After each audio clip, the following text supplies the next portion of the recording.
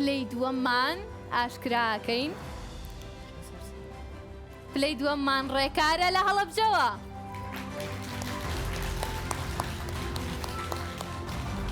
رێکار پیرۆزە.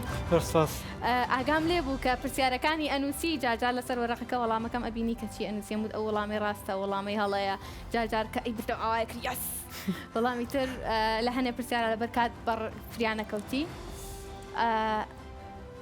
سیزار تۆ وەرە لە شوێنی خۆت با من قسە لەگەڵ ڕێکار بکەم.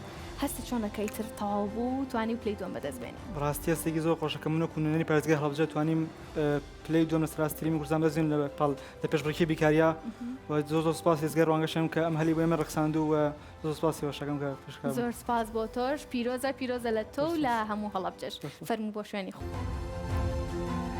خەڵاتی دووەم پێشکەشەکەین بە رێکار کە پلەی دووەمی بەدەستهێناوە داوا لە بەڕێز بورهان ئەرگوشیەکەین بێت و خەڵاتەکەمان پێشکەش کات.